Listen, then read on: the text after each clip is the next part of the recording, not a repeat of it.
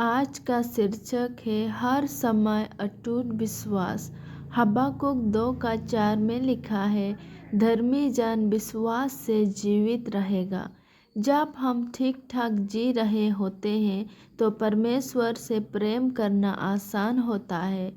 हम हवा में भी उड़ रहे हो सकते हैं।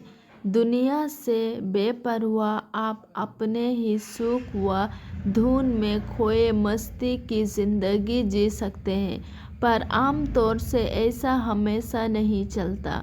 मसीह के पीछे चलने में संघर्ष तो आते ही हैं, सबसे पहले और सबसे नज़दीक ही नहीं पर लगातार। संघर्ष तो हमें अपने ही शरीर की इच्छाओं और कामनाओं से करना होता है।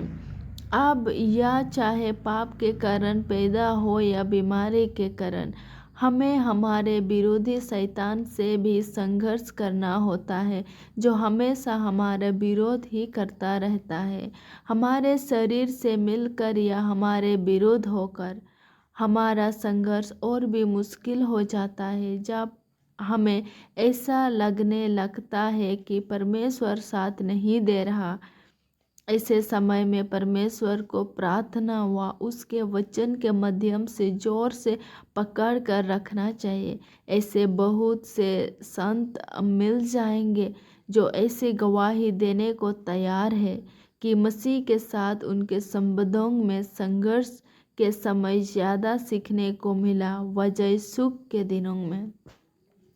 क्या आप प्रभु से इसलिए फिर जाएंगे कि आपको लगता है कि वह आपका साथ नहीं दे रहा है?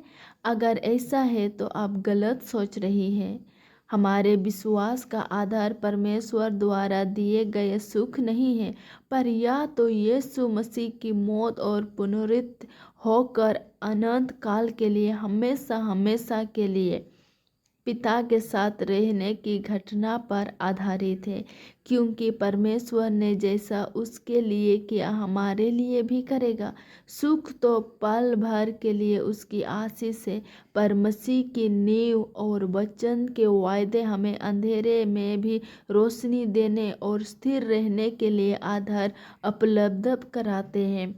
यदि परमेश्वर मसीह के रूप में आकर दुख नहीं उठाता तो हमारी आशा और परमेश्वर वो वचन पर भरोसा सिर्फ शौक चिल्ली की मीठी कल्पनाएं ही होती।